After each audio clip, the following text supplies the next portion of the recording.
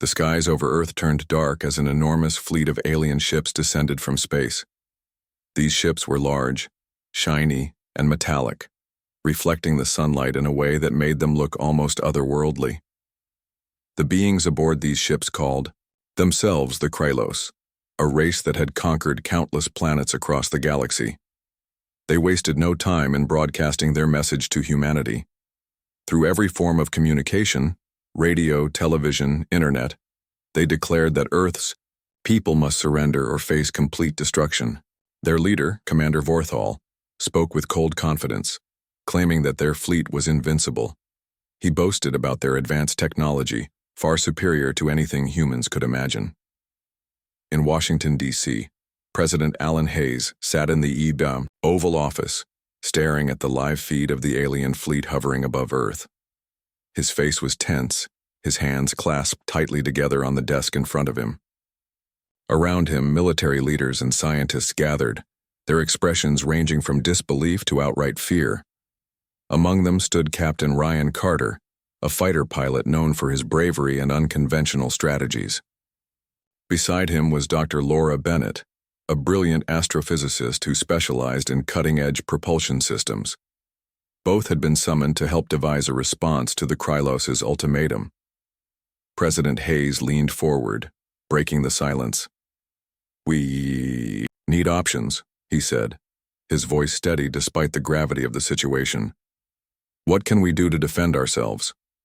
General Marcus Ford, head of the United Earth Defense Force, UEDF, shook his head grimly. "Sir, our weapons are outdated compared to theirs. Even our most advanced missiles won't penetrate their shields. We're outmatched." Ryan frowned but didn't say anything. He had seen enough battles to know when things looked hopeless, but giving up wasn't in his nature. Dr. Bennett, sitting quietly until now, finally spoke up. "There might be a way," she said cautiously. "If we can study their technology, we might find a weakness. But we'd need direct access to one of their ships." The room fell silent again. Everyone knew what that meant: a suicide mission. Still, Ryan raised his hand slightly. "I'll lead it," he said without hesitation. Before anyone could respond, alarms blared outside. The sound echoed through the halls of the White House, signaling the beginning of the Krylos' next move. On screens around the world, people watched as smaller vessels detached from the main fleet and began descending toward Earth's surface. Instead of attacking cities immediately, the aliens started landing near resource-rich areas, mines, forests, oceans. It was clear they weren't just here to destroy. They wanted to harvest Earth's resources. Back in the meeting room, tension mounted. "They're setting up bases," General Ford muttered, watching the footage. "They're planning to strip us dry before finishing us off." Laura nodded. "That gives us time," she said. "Not much, but some. If we act quickly, we might have a chance," Ryan agreed. "We'll hit them where it hurts, hit their supply lines, make them regret coming here." Over the next few hours, plans were drawn up. Ryan assembled a small team of trusted individuals, including Lieutenant Emily Dawson, a skilled communications expert, and Chief Engineer Daniel Brooks, who had experience working with alien tech recovered from previous encounters. Together, they worked tirelessly to modify a stealth reconnaissance craft, equipping it with experimental EMP devices and data collectors designed to gather information on the Krylos' shielding systems. As night fell, the team prepared for their dangerous mission. The modified craft was loaded onto a transport plane and flown to a remote location far from prying eyes. From there, they launched under the cover of darkness, using cloaking technology scavenged from earlier skirmishes to avoid detection. The journey was nerve-wracking, with everyone aware that discovery would mean certain death. When they reached the designated target, a Krylos supply ship hovering above the Pacific Ocean, the team held their breath. Using precise maneuvers, they slipped past outer defenses and docked with the vessel. Inside, the air was thick with an eerie hum, and the walls seemed alive, pulsating faintly as if breathing. Strange machinery lined the corridors, blending organic elements with advanced technology in ways that defied understanding. Daniel immediately got to work, connecting his equipment to the ship's systems while Emily monitored communications. She listened intently to the chatter between Krylos crew members, picking up fragments of useful information. Meanwhile, Ryan kept watch, ready to fend off any threats. Despite their careful planning, things didn't go smoothly. Alarms suddenly blared throughout the ship, startling the team. Red lights flashed and heavy footsteps echoed in the distance. "We've been detected," Emily shouted, her voice tinged with panic. "Keep calm," Ryan ordered, gripping his weapon tightly. "Stick to the plan, Daniel. How much longer?" "Almost done," Daniel replied, his fingers flying over the controls. Sweat dripped down his forehead as he worked furiously to extract the necessary data. Moments later, Daniel gave a triumphant shout. "Got it! Let's get out of here!" The team retraced their steps, moving as quickly as possible while avoiding patrols of Krylos soldiers. They reached the docking bay just as several drones appeared, blocking their path. Ryan took charge, firing bursts of energy from his weapon to disable the machines. Sparks flew, and smoke filled the air as the team scrambled aboard their craft. With seconds to spare, they detached from the supply ship and sped away, pursued by enemy fighters. Back at base, Laura anxiously awaited their return. When the craft finally landed, she rushed to greet them. "Did you get it?" she asked, her eyes wide with hope. Ryan handed her a data drive. "Here's everything. Now it's your turn." Laura didn't waste a moment. She plugged the drive into her computer and began analyzing the information. Hours passed as she pored over the data, her mind racing with possibilities. Finally, she found what she was looking for. Evidence that the Krylos shields operated on a frequency-based system. If they could disrupt those frequencies, they might have a fighting chance. Word spread quickly among the UEDF leadership. For the first time since the invasion began, there was a glimmer of hope. Humanity still faced overwhelming odds, but with this newfound knowledge, they had a slim chance to fight back against the invaders. Ryan and his team had risked everything to bring back this critical piece of information, and now it was up to the rest of humanity to turn it into a weapon. As dawn broke over Earth, the skies remained darkened by the shadow of the Krylos fleet. But somewhere deep within the hearts of the men and women preparing for battle, a spark of defiance burned brightly. They may have been outnumbered, outgunned, and outmatched, but they refused to surrender. Not yet. Not ever. The data recovered from the Krylos supply ship gave humanity its first real hope. Dr. Laura Bennett worked tirelessly, analyzing every byte of information to confirm her theory about the aliens' shield technology. Her lab was a flurry of activity, with screens displaying complex graphs and charts. Soldiers and engineers came and went, bringing updates and supplies. Despite the pressure, Laura remained focused, knowing that millions of lives depended on her work. Captain Ryan Carter paced, outside the lab, his mind racing with plans. He had seen the devastation caused by the Krylos during their resource-gathering operations. Entire cities were left in ruins as the aliens stripped Earth of its natural wealth. The United Earth Defense Force, UEDF, had managed to slow them down, in some areas, but it wasn't enough. Humanity needed a way to strike back effectively, and Laura's findings might provide just that. After 2 days of non-stop analysis, Laura called a meeting with Ryan, General Marcus Ford, and other key members of the UEDF. She stood at the front of the room, pointing to a large screen behind her. "Their shields operate on specific frequencies," she explained. "If we can disrupt those frequencies, we can create gaps in their defenses. It won't disable their shields completely, but it will give us an opening." Ryan leaned forward, his eyes narrowing. "How do we do that?" Laura hesitated before answering. "We need to build devices capable of emitting harmonic pulses at precise intervals. The problem is, we don't have the materials or technology to mass-produce these devices quickly, but if we focus on modifying existing weapons, we might be able to equip a small strike force." General Ford crossed his arms, considering the plan. A small strike force could only accomplish so much. We'd need something bigger, a coordinated attack on multiple fronts. Ryan nodded. "Agreed. If we hit them hard enough in one area, they'll divert resources to defend themselves. That'll weaken their overall position." With the plan taking shape, the team sprang into action, Engineers worked around the clock to retrofit fighter jets and ground vehicles with experimental frequency disruptors. Meanwhile, Ryan began assembling a group of elite pilots and soldiers for the mission. Among them was Lieutenant Emily Dawson, whose expertise in communications would be crucial for coordinating attacks. Chief Engineer Daniel Brooks also joined the team, ensuring the new equipment functioned properly under combat conditions. As preparations continued, reports came in about increased Krylos activity near the Sahara Desert. The aliens had established a major outpost there, using advanced machinery to extract vast amounts of minerals. This location became the primary target for the upcoming counterattack. Destroying the outpost would not only deal a significant blow to the Krylos but also serve as a test for the new disruptor technology. On the eve of the mission, Ryan gathered his team in a briefing room. Maps and satellite images covered the walls, highlighting the enemy's positions and potential weak points. "This is it," he said, addressing the group. "Tomorrow, we show the Krylos that humanity isn't going down without a fight. Stick to the plan, watch each other's backs, and remember why we're doing this." The following morning, the strike force launched from a hidden base in North Africa. Dozens of modified fighter jets roared into the sky, their engines leaving trails of smoke behind them. Ground units moved in convoy carrying heavy weapons and portable disruptor units. Overhead, drones provided real-time surveillance, feeding data to command centers.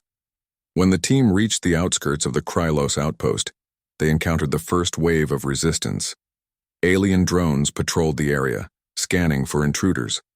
Ryan's squadron engaged them immediately, firing bursts of energy that disabled several machines.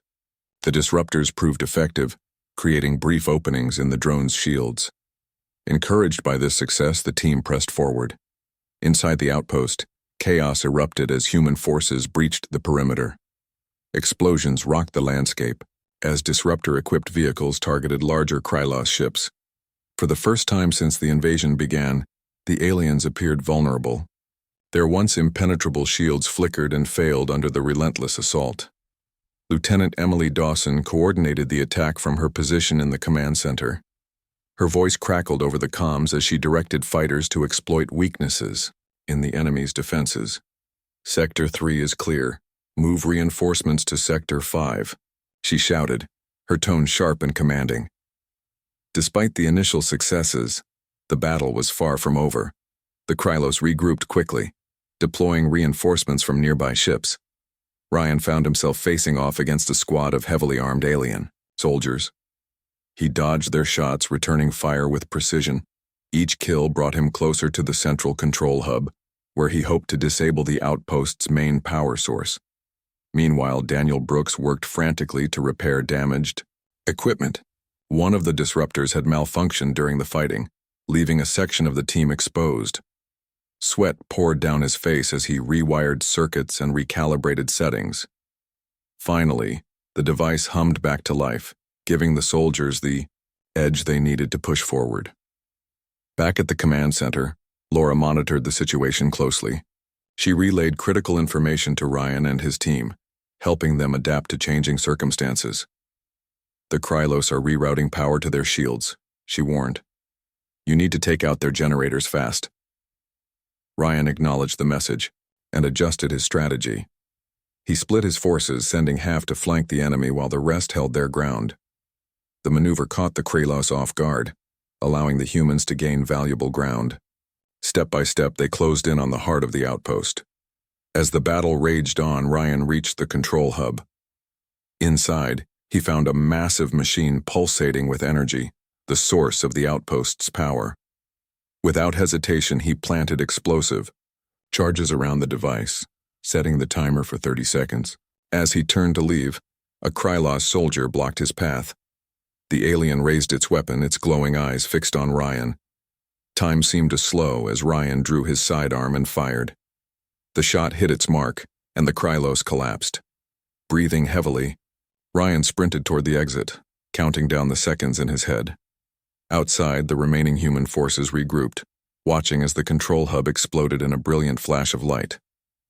The entire outpost went dark, its defenses crumbling. Cheers erupted among the soldiers, though Ryan knew this was only the beginning. The Krylos still controlled most of Earth's skies, and their central fleet remained intact. But for now, humanity had struck a decisive blow. The victory boosted morale across the globe, proving that the invaders weren't invincible after all.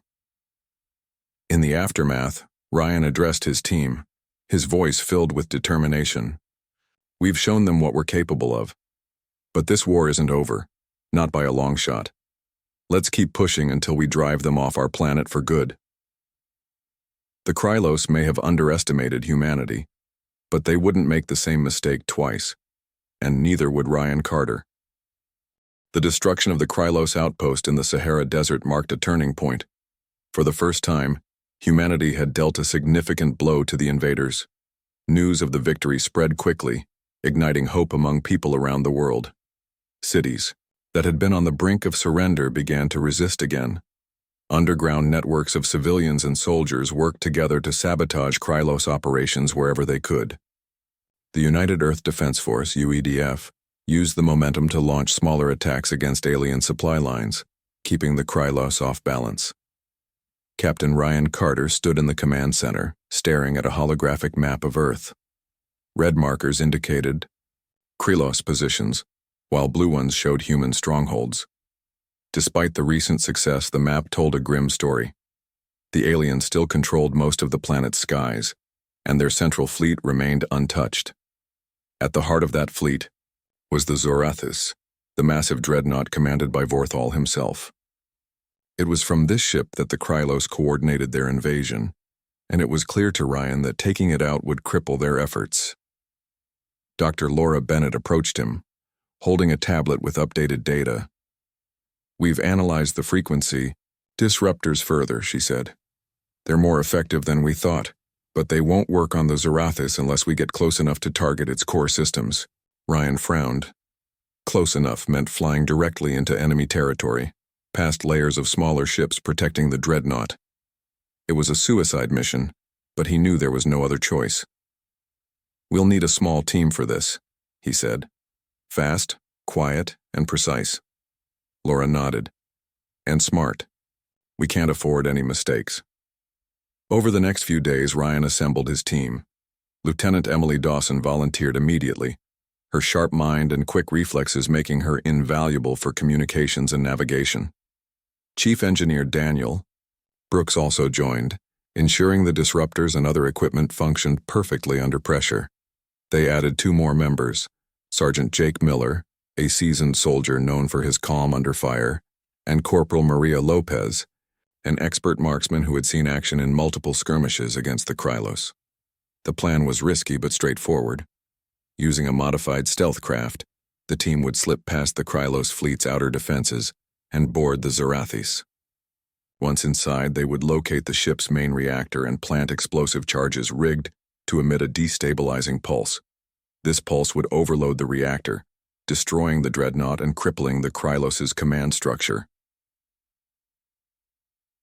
Preparations moved quickly. Engineers reinforced the stealth craft with additional shielding and upgraded its engines for maximum speed. Weapons were checked and rechecked, while supplies were packed efficiently to minimize weight.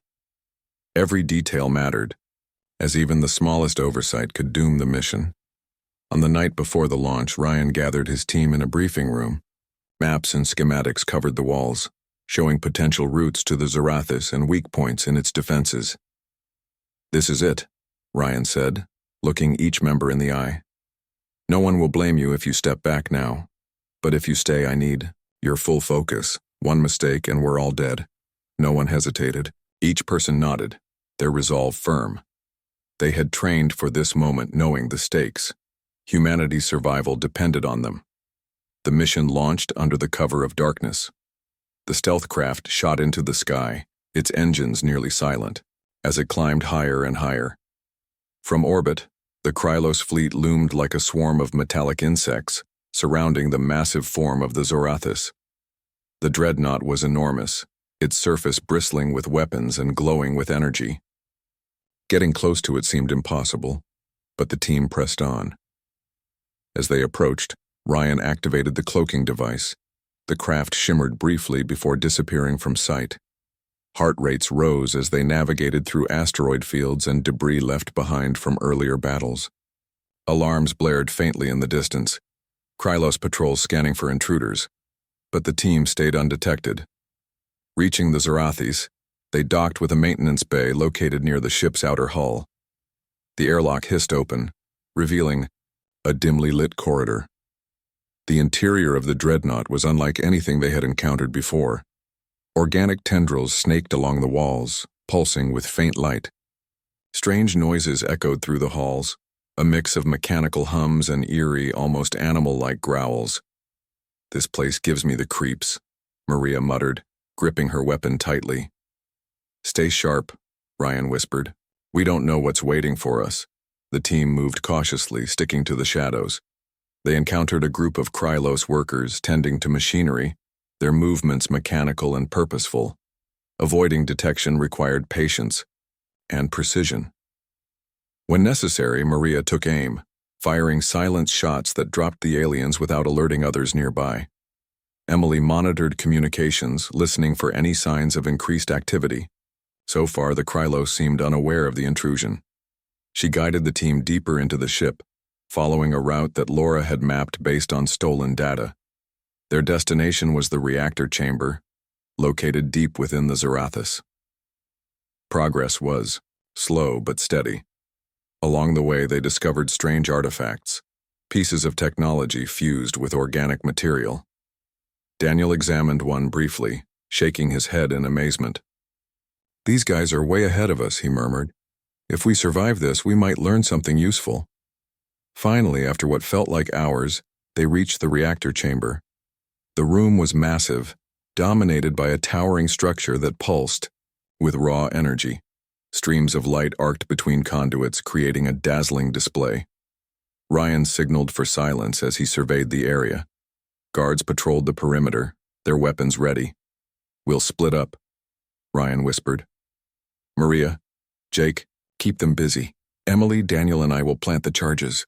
The others nodded, moving into position. Maria and Jake opened fire, drawing the attention of the guards. Chaos erupted as the Krylos returned fire, their weapons lighting up the chamber. Ryan, Emily, and Daniel seized the opportunity, slipping past the distracted guards. Planting the charges was delicate work.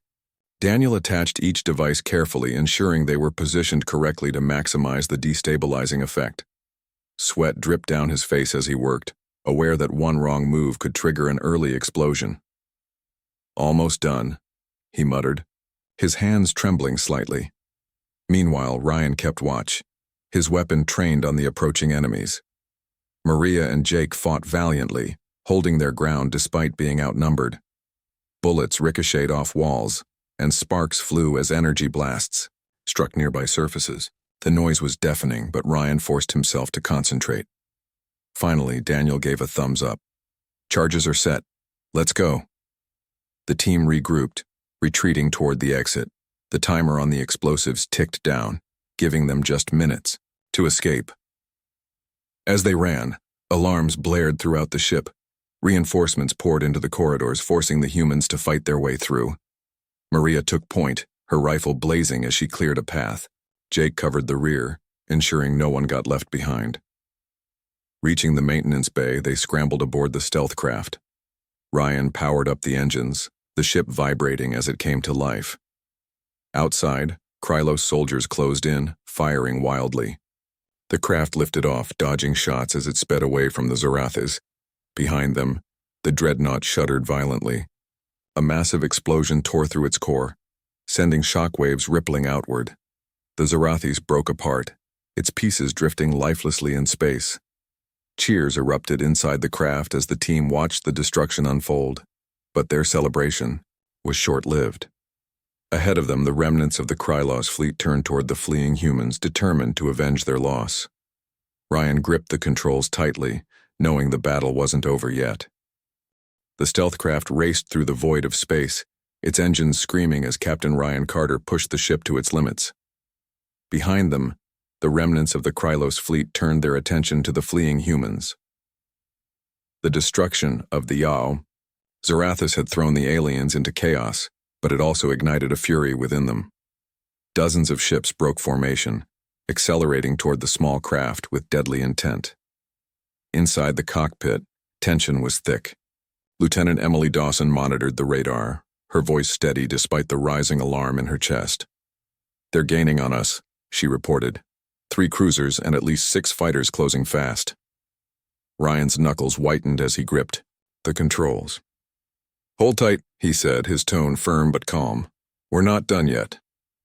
Chief Engineer Daniel Brooks sat hunched over his console, frantically recalibrating the ship's cloaking device. The energy surge from the Zarathus explosion had disrupted their systems, leaving them partially exposed. If they couldn't regain full invisibility, the Krylos would tear them apart. Sweat dripped down his face as he worked, muttering under his breath. Come on. Corporal Maria Lopez and Sergeant Jake Miller manned the rear-mounted turrets, their weapons trained on the pursuing enemy. Energy bolts streaked past the craft, narrowly missing its hull. Maria fired back with precision, taking out 2 Krylos fighters in quick succession. "That's for Earth," she shouted, her voice filled with defiance. Jake added his firepower, targeting the larger cruisers.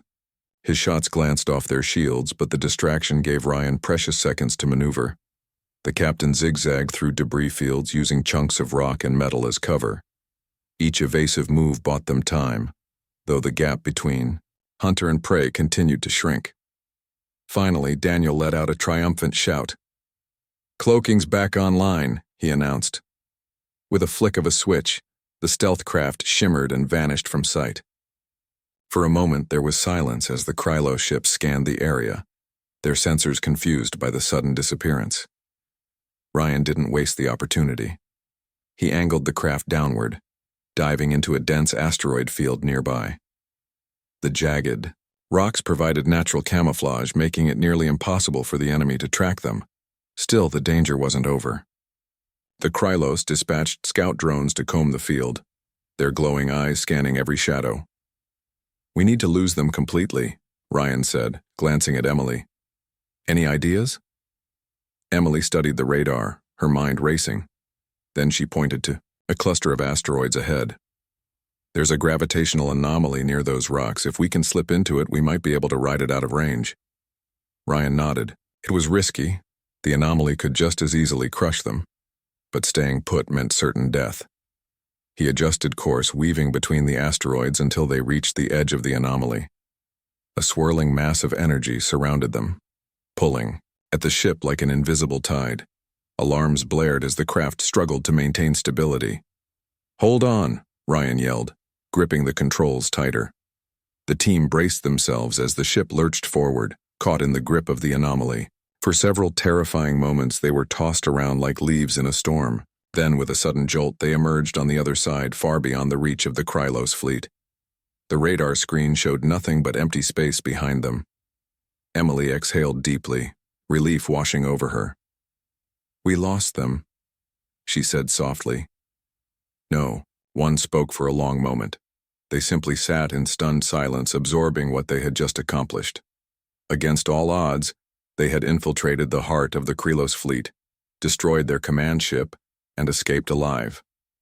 But even as the adrenaline began to fade, they knew the war was far from over. Back on Earth, news of the Zarathus destruction spread like wildfire. People gathered in streets and squares, cheering and embracing one another. For weeks, fear had gripped the planet, but now hope burned brightly once more. Images of the shattered dreadnought dominated every news channel, accompanied by messages of gratitude for the brave men and women who had risked everything to strike this blow.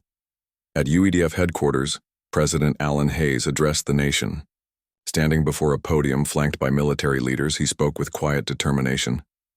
"Today, humanity has shown that we will not bow to tyranny. The Krylos thought us weak, thought us easy prey, but they underestimated us. We have proven that we are stronger together, united in our resolve to protect our home." His words resonated across the globe, inspiring both civilians and soldiers alike. Resistance movements intensified, striking at Krylos outposts with renewed vigor. The invaders found themselves stretched thin, unable to maintain control over so much territory without their central command ship. Slowly but surely, humanity began to push back. Ryan and his team returned to Earth as heroes, though none of them sought glory. They understood that their mission had been only one step in a much larger fight. During debriefings, they shared intelligence gathered during their time aboard the Zorathis, providing valuable insights into Krylos technology and tactics. Engineers pored over the data, eager to learn how to turn the aliens' own advancements against them. Dr. Laura Bennett worked tirelessly alongside the engineers, analyzing pieces of alien tech recovered from the mission. She discovered ways to enhance human weapons and defenses, ensuring that future battles would be fought on more equal terms. Her breakthroughs became the foundation for a new wave of innovation, giving humanity tools it desperately needed to survive. As weeks turned into months, the tide of the war shifted. With the loss of the Zorathis and the resurgence of human resistance, the Krylos grew increasingly desperate. Their attacks became reckless, their strategies disjointed. Morale among their ranks plummeted as they realized they faced an opponent, unwilling to give up. In one final climactic battle, the remnants of the Krylos fleet attempted to launch a massive assault on Earth. But this time, humanity was ready. Armed with upgraded weapons and bolstered by the knowledge gained from Ryan's mission, the UEDF launched a coordinated counterattack. Fighter squadrons swarmed the alien ships, exploiting weaknesses in their defenses. Ground forces liberated occupied territories, driving the invaders back inch by inch. Commander Vorthal, the Krylos leader, watched in disbelief as his forces crumbled. His arrogance had blinded him to the resilience of the human spirit. In a last-ditch effort to salvage victory, he ordered a retreat, recalling what remained of his fleet. As his flagship fled Earth's orbit, he broadcast a message to the planet below. "You have won this battle, but know this: the Krylos Empire does not forget. We will return." Though the threat of future invasion lingered, humanity celebrated its hard-fought triumph. Cities rebuilt themselves, scars of war slowly fading. Monuments were erected to honor those who had given their lives in defense of Earth. Among them stood statues of Ryan Carter and his team, symbols of courage and unity. For Ryan, however, life moved on quietly. He returned to flying missions when called upon, but he also spent time reflecting on everything that had happened.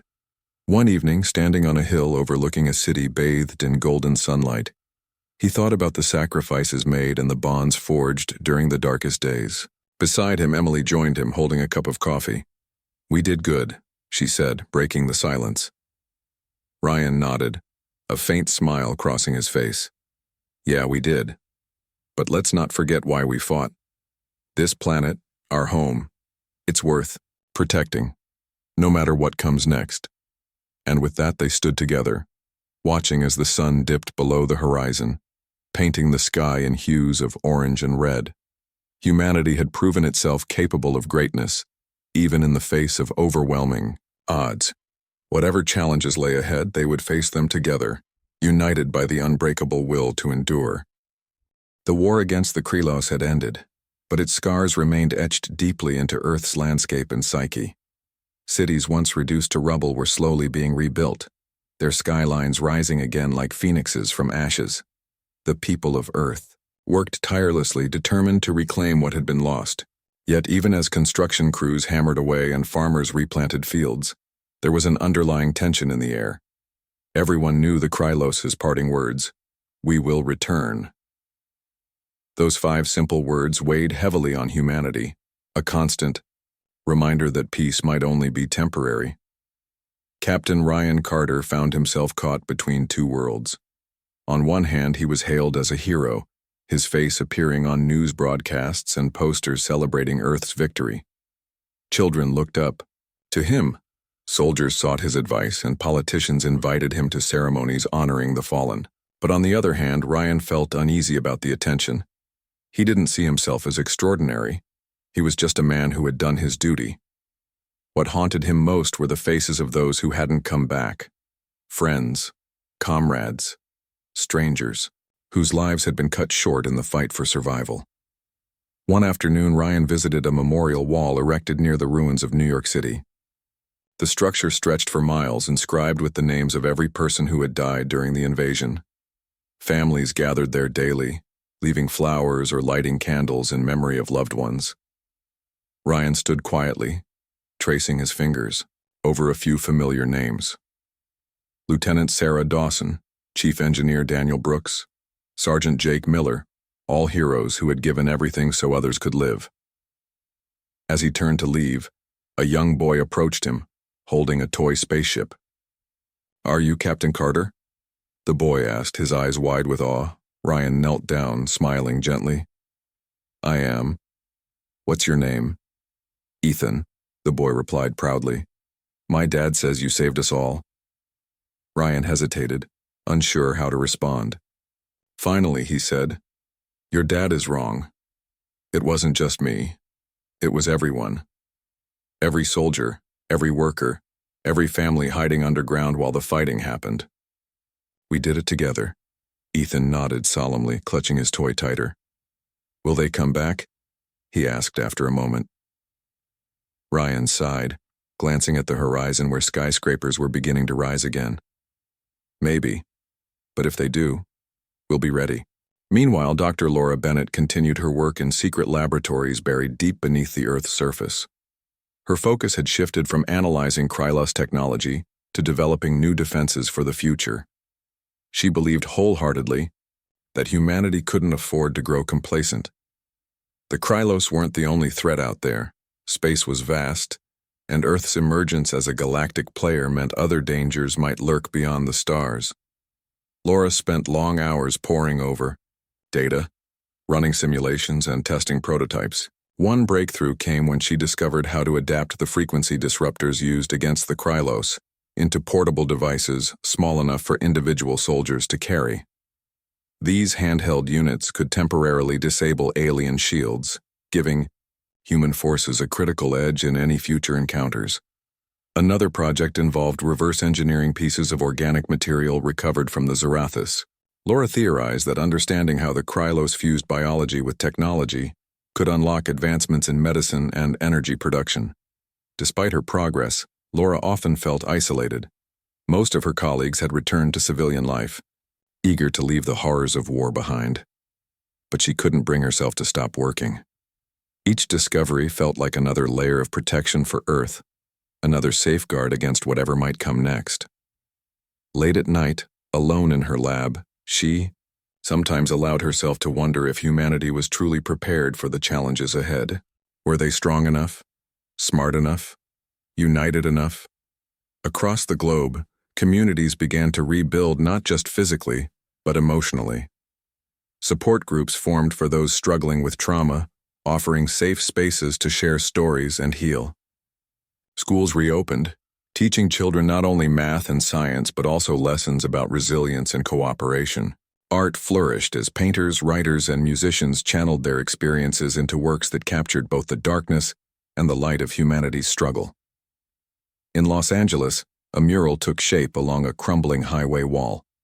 Dozens of artists collaborated on the piece, depicting scenes from the war.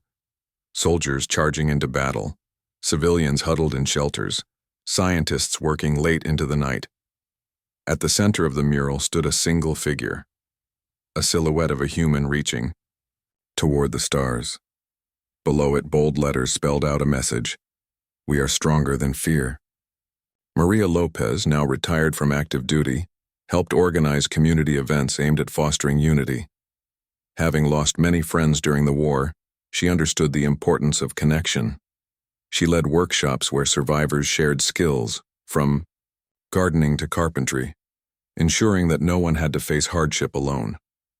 When asked why she dedicated so much time to helping others, Maria simply shrugged. "If we don't take care of each other, then what was all this for?"